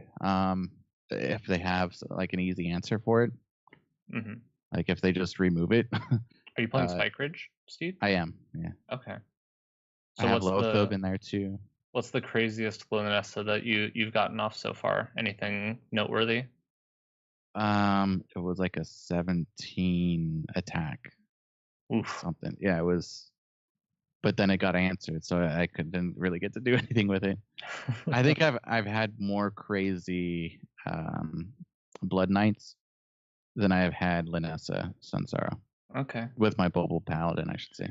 I'm also interested how has Bubble or the Potion of Heroism performed. Have you gotten to play it a few times? It was decent. Yeah, it cycles, but also gives you the bubble for the Blood Knight synergy and also Bolvar. You know, the divine after friendly minion loses Divine Shield. Okay. It gains the attack. So it's kind of a fun deck to play. It's all kinds of paladins. There's a Bubble Paladin. There's some Dude Paladin. There's some Buff Paladin. Like it's you didn't want to play just one paladin deck. You wanted to play all of them. Yeah, basically. No, but there's a lot of bubble in it. I have Consecrations in there. Call to Arms is good. The Dirty Rats help save the bubbles with Call to Arms. The only bummer is if you draw Dirty Rat, it really can't be called. So, all right. Tyrion Fordring's in there. It's like pretty much all bubbles. Cool. So currently I kind of went over the aggro, all my kind of order for where I think the aggro decks are, but I'm starting to get a little concerned. I feel like the kind of new set like period is going to start fading away, and I feel like people are going to start realizing that priest is just going to be the best deck, and I'm really worried that people are just going to be playing a lot of priest in the future because at least when I've been laddering, I every time I go up against like Paladin, I'm pretty happy. I feel like maybe it's just the decks I've been playing, but it feels like I feel like I have a pretty good matchup against Paladin, or I at least know how to play against the Paladin deck. And then like the other aggro decks, I and Warlock and stuff, I feel like I have an idea how to play against those decks. But Priest feels very punishing. It feels like they have a lot of tools.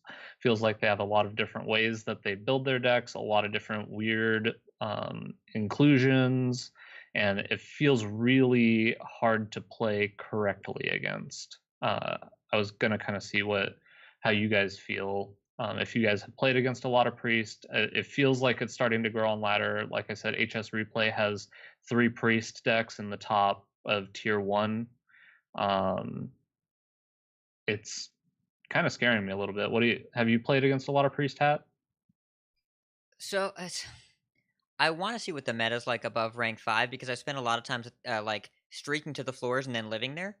But what I've seen is more about the nature of how games are played now versus the nature of which classes are doing well. Um, I I don't know how many of our listeners have played when you have a meta with as many cards as this one. This is the first time in Standards history we've had 6 full sets or 5 full sets in one adventure. That it's as most cards we've had in Standards since Goblins versus Gnomes and TGT and all of them were legal. And the format is inherently going to be more powerful. It feels like a unilateral armament that everyone is getting some kind of powerful thing to do. For most decks, that's Corridor Creeper. Not all of them, but most of them.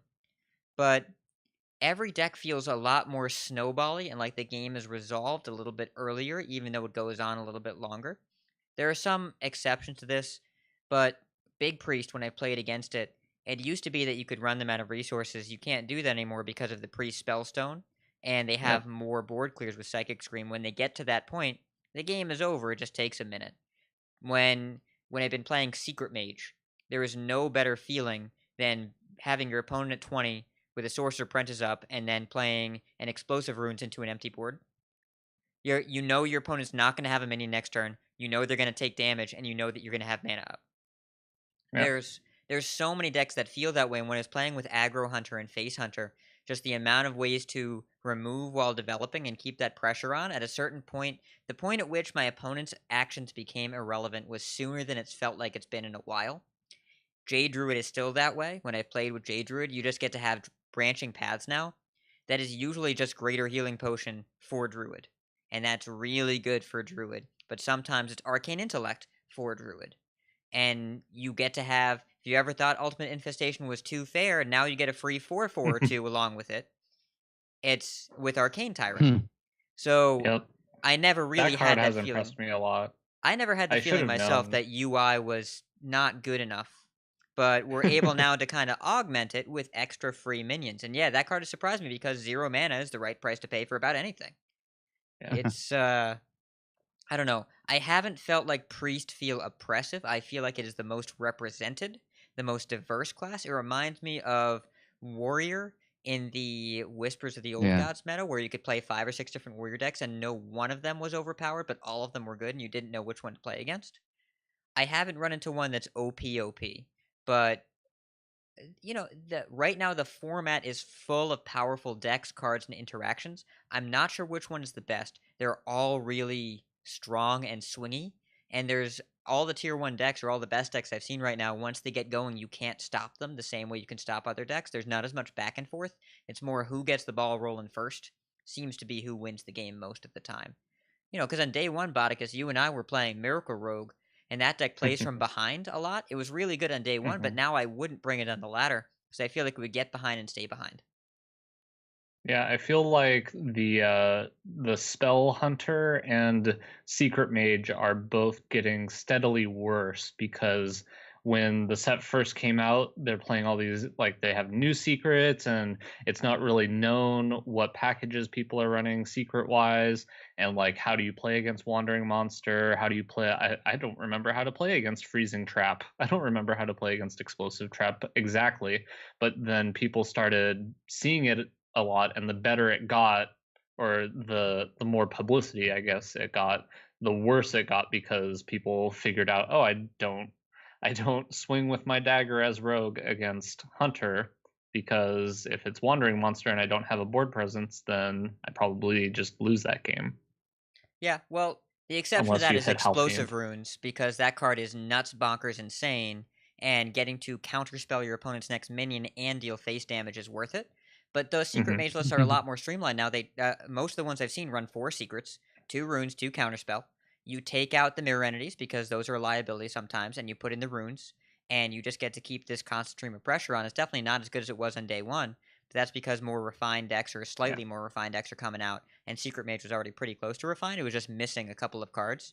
In particular, it was missing 3 cards, 2 explosive runes, and 1 Alioneth. And Alioneth is also really powerful in a low curve deck. You can't play it in a high curve mage deck, but when you're planning on spending 1 to 2 mana spells multiple times a turn, Alioneth is insane, super powerful. That's been kind of a controversial card against among a bunch of the or at least a couple of the pros that think it's not worth it. Like the lackeys in that card are not worth it. I'm not really sure. I played a very brief amount of Secret Mage, and it honestly it felt good, but it felt like the better people get at playing against your secrets, because whether or not they like, it's one of the things where they might know what the secrets are, but until they figure out exactly which creatures they need to play into your explosive runes, and and how exactly to be using your spells, because your decks are also different. So like knowing how to use your spells to test for the counter spells, which ones are correct. I do still think Secret Mage has a place, but I do think that it, as you said, it is worse than it was on day one. What would you guys rather play, Secret Mage or the big spell? Against aggro, I think the big spell is significantly better, and I also just think it's a more fun deck to play. The deck is more fun to play than Secret Mage. Oh, for sure. But and yeah, in tournaments, I guess in tournaments I'm probably more likely to play Secret Mage, I would think. But it depends on if it's open list or not too, I guess. Well, last year, a standing Secret Mage is a really good counter to Priest, and that's part of the reason why I think I'd keep playing Secret Mage, because it's a really, really good counter to Priest. But it's too early to tell what the best deck is. If you want to play the best deck right now, the pillars of the format are Patches and Corridor Creeper more than anything, and you have to be able to deal with those 2 cards. So every deck has to be able to answer the question, can I not die to aggro? The answer has to be yes. And then what's my late game? You have to have something to do after turn 5 or 6 where from an empty board you can win the game, because otherwise you will get priested into oblivion. And if you can't do those 2 things, you're not a deck. If you can do those 2 things, you are a deck. Like Paladin has to play Valanir. Has to play it. Because after your first wave of minions get dealt with, you need a way to constantly keep that pressure on, and Valanir is really good about doing that late game. It's why Zoo plays Blood Reaver Gul'dan. It's why a lot of these aggressive decks have a top end now that you have to play, and Bone Mare is second fiddle to Corridor Creeper, because that's not a late game play. You keep that in your opening hand. That is an opening hand card for almost every deck, and especially every aggro deck. Yep.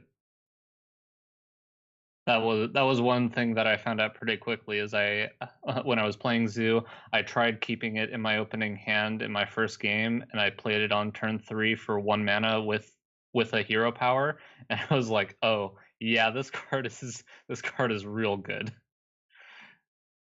The Corridor Creeper turns are very swingy, and it feels like that is one of the cards that actually kind of keeps Priest in check, because Priest doesn't utilize it quite as well as the other aggro decks do, and since Priest is kind of removing your board, they're improving your creepers by a lot. And yeah, just that it's definitely currently a corridor creeper meta where you either need to be able to beat it, or you need to be playing it, or sometimes both of those things. But yeah, I'm looking forward to see kind of how things change. I do think that we're going to be looking at a lot of priest decks in our future, but hopefully decks like Secret Mage. And I think the aggro deck that stands the best chance against priest is actually probably the aggro paladin deck.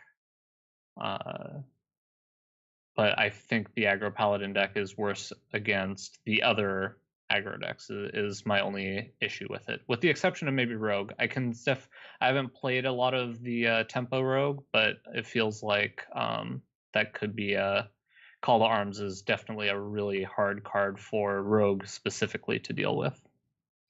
Well, and this is a meta as well where aggro has to adapt just as much as control does. I've seen some aggro shaman lists running around, and those look pretty decent. I haven't seen as much zoo.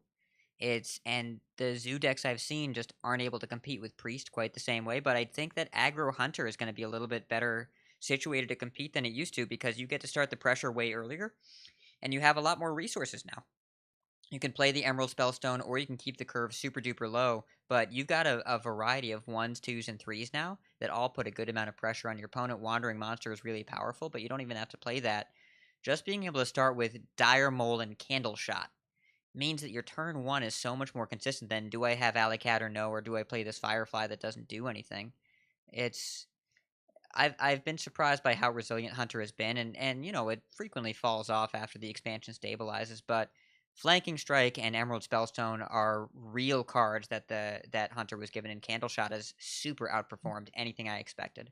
It's been a really strong card as well. And it lets you play Deckhand, which is really, really important. Right.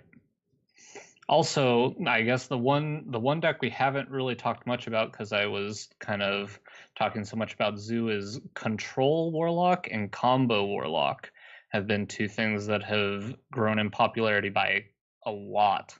That new 9-mana 3/9, the Void Lord. Okay, I just know it as Void Daddy. But that card has single-handedly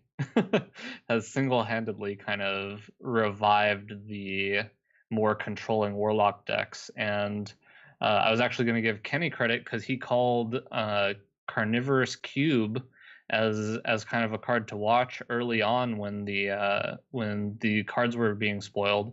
So for those of you who don't know, there is a warlock combo deck that utilizes the warlock legendary weapon, Spirit Singer Umbra, and Carnivorous Cube. And so you set up the combo by playing the weapon, and then next turn your weapon puts into play a Doomguard. You attack for 5, and then you play Spirit Singer Umbra, and then you play Carnivorous Cube on the Doomguard, which the Death Rattle triggers and gives you 2 more Doomguards, so you attack for 10. And then you play, I believe it's Dark Pact, which sacrifices the cube to generate 2 more Doomguards, and you attack for another 10 for a total of 25 burst damage, kind of out of nowhere. That I saw that combo, and it's pretty sweet. I don't know how viable it will be in the future, but it definitely is kind of an interesting take on the more controlling warlock decks. Yeah, I've played some Carnivorous Cube too, and even in the dungeon rubs, it's like, oh, that's sick play against me. But on ladder, I could only imagine if you get a nice setup, it can be pretty brutal. But yeah, I like the card. I like the cube. I am a Rubik's Cube fan, so I like the cube. It feels a lot like the old combo Reno lock decks where you just had entirely board control, and then suddenly your opponent was dead. I played against it yesterday with Big Mage, and even though I geisted their Dark Packs and Gluttonous Ooze their Skull of Minari, They brought me from 40 to 15 in 2 turns, and that was with me. And I had to get lucky off of a Dragon's Fury to clear off 3 Doom Guards after that. Not that lucky. It was a 2 out of 3 shot, but it was still a lot of damage out of nowhere, and the ability to conjure Doom Guards and hit face with them. And Skull of Minari has been in a couple decks too, and Rin has been in a couple decks. Control Warlock Yeah. has options now, and hmm until Druid rises again, if it does, then I think Control Warlock will have options because Void Lord, along with the Possessed Lackey, the 5-mana 2/2 that goes and recruits a demon, and with Barnes and Nazoth, you can have a parade of Void Lords, and it's so annoying to get through 9-mana 18 butt. So annoying. Yep. I wanted to ask you, both of you actually, kind of what your opinion on Rin is, because from what I've seen, the few times it's been played, it honestly doesn't look like it necessarily deserves a spot in the deck. It feels like it almost never comes down to the Devourer. It feels like more of a value generating card. That obviously gives you tons of extra demons and tons of extra stuff to do with your mana, but I don't know that it deserves its spot. I kind of wanted to see what you guys thought. I mean, it's a least Starseeker, right? The card is you put this card in so you don't have to play a win condition. That is the value in the card, is a deck building gain, not a gameplay gain. In that if you have it in your deck and you're against a control deck that is also looking to go to fatigue, you win. Right? You win the fatigue race every time because you have the extra value of the seals, you have the extra minions, and then you also have Azari, and make sure that you are not the first one to hit fatigue, or at least it's going to be close, and you got a 10-10 when you get there. The value of that card is that you take out every other win condition in your deck. You can play Gul'dan still, but then you just rin and keep playing seals while your opponent is out of cards, and you just get to generate a 2/2, a 3/3, a 4/4, 5/5, a 6/6, and a 10-10 that eats your opponent's deck. That's the only way I see it being relevant if you need a deck that has 29 answers and 1 threat. Yeah, it definitely feels like if you are playing the Control Warlock Mirror and one person has Rin and the other one doesn't, the person who has Rin, regardless of where they're at in fatigue, just the amount of value you get is probably worth it. I don't know. What are your thoughts, Kenny? I haven't had too much experience, but I agree with what you're saying. But both of you are what you're saying as far as it being good in a mirror matchup. The only time I saw was I was spectating Woodford as always. I was just doing stuff and getting stuff done here before my coaching. But his answer, he was playing priest. He was playing silence priest. He just answered it with a silence, and that was it. But yeah, I mean. I'm still not sure. I think people are still playing around with it. Well, and that I don't know combo if loses to Carnivorous Cube Doomguard, right? Like Yeah. you lose to the Doomguards faster. So Ren is it remains to be seen if it will see consistent play. I'd be surprised if it did, but it is an option if you want to build a really slow answer heavy deck. Yeah. I just know that Wicked Good is happy because Rin is a card that you can include in your deck, and it's not purely just for the memes. Yeah, well, and this format is secretly all about value. It's just about the pace of your value, right? But everything is Right. about how much value can I generate? Where's my swing turn? And the swing turns are all about, it's not just the tempo, it's about how far can I stretch my cards, how far can I get them to go? And Corridor Creeper is really great because it generates value from your tempo, whether it succeeds or fails. You get to stay in the board, you get to keep pressuring, but all those 1/1s and 2/1s that get traded off, they are also basically generating you mana crystals. So Yep. the format is just a really fast value format. It's not a tempo format in the same kind of way. It's all about who can get the most out of their cards. But some decks do it a lot faster than others. Cool. That's all I had for explanation this week. Unless you guys have anything else. I'm just looking forward to trying out some more decks after I get my final win here. I want to get back to playing some ladder and playing some stuff, working towards my my mage, priest, and druid goldens. I'm more interested with mage and just to see if there's like a mage deck that I would like to play. But yeah, that's it from me. Yeah. All right. Yeah. Emails? Questions? All right. I don't know if we'll have time, but do we want to just go over there real quick? I think we're going to do one. All right. Rock is dead. So we finally have time to get at least one question in that we got from our Discord. It was from Smiley Chris, and she asks, what were your 3 favorite KFT cards and why? Let's start with Hat. All right. 3 favorite KFT cards. The answer is Snow Flipper Penguin 3 times. Snow Flipper Penguin, Snow Flipper Penguin, and Snow Flipper Penguin. Say that 3 times fast. That's the new tongue twister. But not including those 3. I'm going to say Despicable Dreadlord, Frostlich Jaina, and... Calm down! I'm a doctor! Plague Scientist are my 3 favorites. Despicable Dreadlord proved to be everything Warlock wanted. It was balanced, it was powerful, it was good for Zoo, it was good for Control Warlock. It enabled the class to be playable again. Frostlich Jaina enables a style of play that I really hope Mage drifts towards. It's not the Ice Block and Kill You style. It's the I win through eventuality style, and without Jaina, I don't think that deck would exist. So it gives me hope for a future of Mage without Ice Block. And I really want Mage to exist, and I really want Ice Block to be gone for a little while. So I really like that card exists, and the kind of snowball, incremental feeling of winning when you're playing with the card is a lot of fun, even though it can be unfun to play against.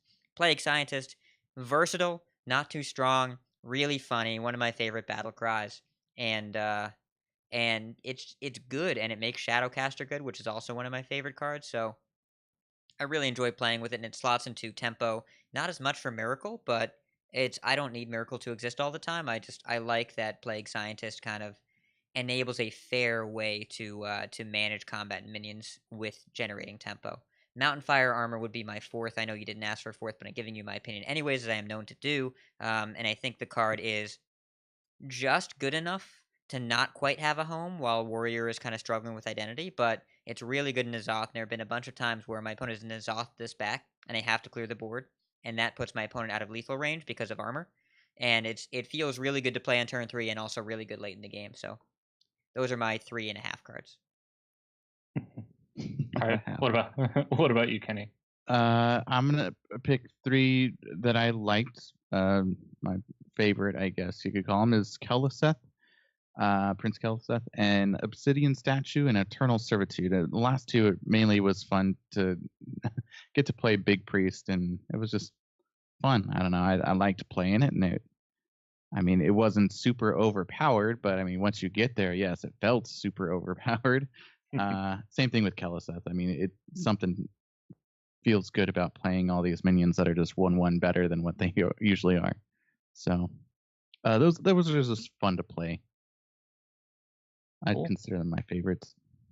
So I remember looking at the list last week to figure out what my 3 were going to be, and totally forgot what they were in between then and now. But off the top of my head, the Death Knight Valera is definitely one of my favorites. I look to put it in every Miracle deck, whether it belongs or not. It's just the value it generates, the kind of the branches of lines that you can go through when you start a turn with the Valera hero power in your hand. Just it's so much fun to play with. It's some of my favorite times playing with that card. When you're able to survive long enough to play it, obviously. Another one would be Kel'Thuzad, kind of like Kenny. I've played a lot of decks with Kel'Thuzad in it.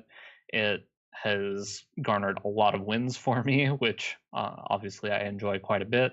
It was one of those cards where I didn't get to do the set review with you guys last time, but I kind of looked at the card and I was like, there's something there. And I wouldn't say I would have thought it was going to be as good as it ended up being, but I definitely kind of saw that card and I was like, that effect is quite powerful if you can make it work. And so I kind of like what that card did to the idea of, oh, you can't make a deck without any other 2-drops. That's crazy. How do you make a deck work without any other 2-drops? And somehow it works. And my last one would be Deathstalker Rexar. That's another card where it's a lot of fun. Seeing all the different combinations you can make with it, figuring out a way to win the game, just like the never-ending amount of value you can generate with the card. I'm really glad that they're coming out with this update. I can't wait to see kind of all the new combinations and think about all the different things you can do with it. So those would be my three. Just the Death Knights in general were a home run, I think, in the last set. Awesome. Okay, so let's head on out of here. We've made it long enough. If you'd like to, well, I'll just go over the outro here if you want to play that for me. How long can this go on? I don't know how long. It takes forever. All right, so thanks to Stefan L for letting us use his cover. That's our intro and outro. You can find his channel linked on our show notes, which you can find at CoinConcede, www.coinconcede.com. Thanks to Old Guardian for his tournament statistics. His blog is linked in our show notes as well. He helps us out a lot by helping us out with our tournament section. You can catch our Twitter at CoinConcede. You can write into us, coinconcede@gmail.com, facebook.com/coinconcede if you want to go there to check out our postings as well. You're notified a little bit sooner. Discord.coinconcede.com. If you go there, it'll give you an invite link for our Discord. Discord.coinconcede.com. And then our shop. You can get merchandise at least temporarily until we get everything fixed and changed, which is shop.coinconcede.com. And everything's being moved on here. So big thanks to our producers, Ray Gannis Prime, Calum CV, and Fluffy. I was waiting for that. Thank you so much for being our producers, and we do appreciate you doing everything you do for us, and for backing us. So let's go over our shout outs here real quick. I'm going to shout out Alec Dawson from Golden Wisp. Thank you, or not thank you, but thank you. Yeah, thank you for everything you've doing and leading the way for podcasting. For those of you who do not know, he's going to be joining Team 5. And Golden Wisp will no longer be existing. So sad, but happy news. Alec, why are you leaving us? Oh, wait, because you got a super cool job at Blizzard. Congratulations, man. Congrats. That's my shout out. And yeah, I'd shout out more, but we'll just keep it short. So, Hat, what about you? Hearthstone top decks for not ever sleeping during set release 2 weeks. He updates it like every 10 minutes for every 24-hour period. It's incredible. Golden Wisp for being an amazing part of the community for so long. We're going to miss you. Bruised Elbow, one of our patrons, person I'm coaching right after this. It's his birthday. Happy birthday, Bruised Elbow. And Trollden, Bodicus, and Wandering Monster. For those of you that may not have seen episode 317 of Trollden's Hearthstone Funny Plays, there was a moment on my stream where I attacked into my opponent attacked into a Wandering Monster. I got a Howl Fiend, and my opponent emptied my hand from 5 on day 1 of set release. Trollden liked enough to take it. Bodicus was there watching, and his laughter really made the clip. Giggling. Yes, you're welcome. Your reaction made the clip. Your reaction was amazing. It's not like this. I won't spoil it, but it's on my Twitter, and it's on the end of Trollden's first video of the new set. So I've always wanted to be in Trollden. Shout out for making me time. Or getting me time for getting me in that video. Thanks, Trollden. And what about you, Bot? So my shoutouts are to Cream Puff. He recently did his Top Deck Kings episode and featured one of my decks as a deck to play. And so that was really awesome to see that he thought highly enough of my deck to include it, and I was pretty stoked to see that. And I also want to shout out Alec with the Golden Wisp. I got to talk to him extensively at BlizzCon, and he's just a really super cool guy. We talked for a long time, and he didn't lead on that he was going to be working for Team 5. I don't even know if he knew knew then, but that's awesome. I think he's going to be a great addition, and I look forward to what he has in store for us in Hearthstone in the future. So happy for him. That's cool. All right, so let's let everyone know where we can find, or they can find us. Gosh, it's getting late here. Bot, let's start with you. So you can follow me on Twitter. I'm at BoticusHS, or follow me on Twitch, twitch.tv/Boticus. I'm excited to announce that I just earned my subscriber button. And so I had my first stream yesterday with that, and I had a couple people subscribe, and man, that felt real good. I'm real excited.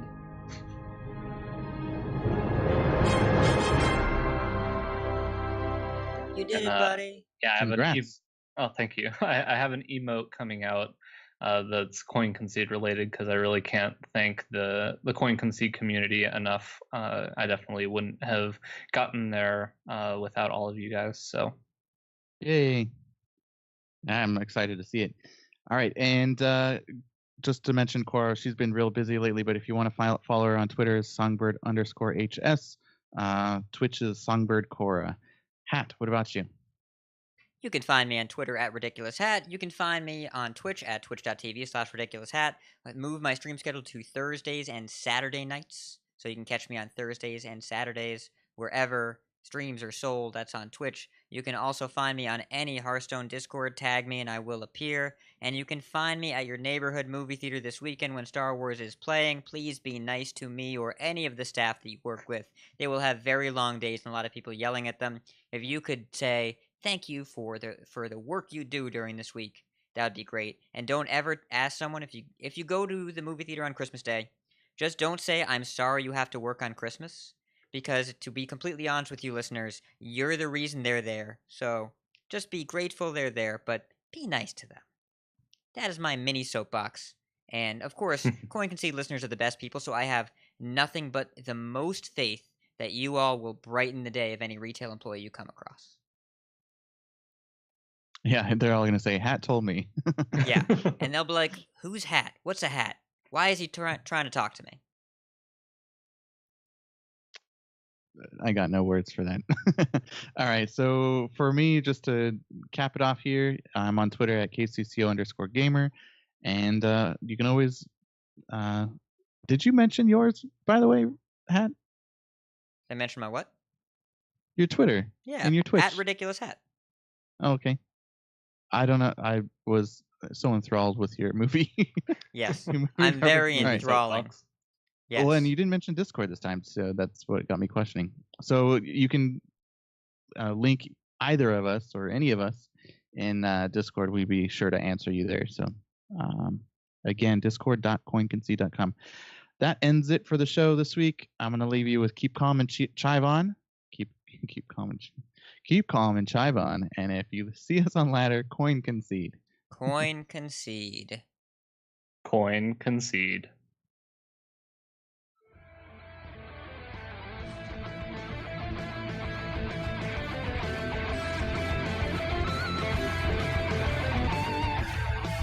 Take cold comfort in your victory. You win. I can rest now. You win. For now. Now, your victory proves nothing. The day is yours. I choose death. You have triumphed. This time, this hunt is yours.